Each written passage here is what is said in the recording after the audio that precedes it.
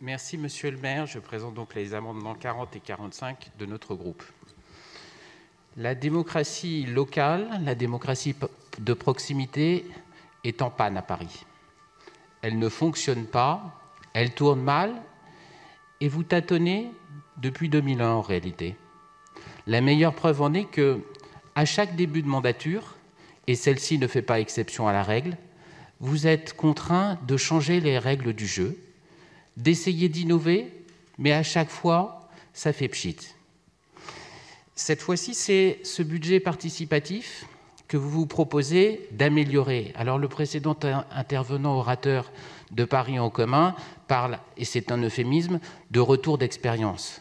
Je crois que l'énumération que notre collègue Véronique Baldini a fait voilà quelques instants montre que c'est un peu plus qu'un retour d'expérience, c'est un retour d'échec. Notre groupe dépose une série d'amendements et nous espérons pouvoir retenir votre attention. Alors qu'il est, c'est un peu difficile d'intéresser sur le budget participatif car nous sommes gagnés par l'effet dîner.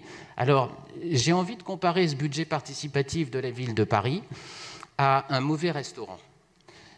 Imaginez-vous inviter à dîner quelques amis et vous passez devant un restaurant et puis vous voyez le menu qui est placardé à l'entrée et vous vous dites là, on devrait pouvoir trouver satisfaction et en avoir pour notre argent.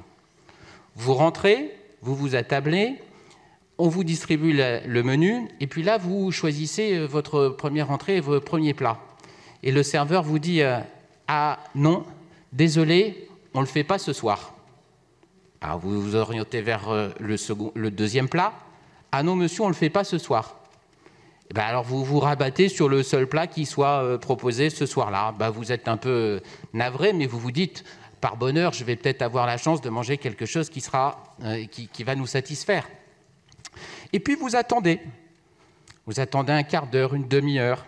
Et vous ne voyez toujours pas revenir le garçon, le maître d'hôtel, vous apporter le plat. Alors vous l'interpellez, et puis il vous balance une corbeille de pain en vous disant bah, « ça vous fera patienter ». C'est normal, on a un problème en cuisine. Au bout de 3 quarts d'heure d'attente, vous manifestez à nouveau votre impatience. Et le garçon vous répète « non mais monsieur, c'est normal, on a un problème technique en cuisine ». Bon, au bout d'une heure, vous finissez par vous impatienter, mais quand même, on vous apporte le plat et vous avez vraiment le sentiment de ne pas en avoir pour votre argent. Ben, le budget participatif de la ville de Paris, c'est la même chose.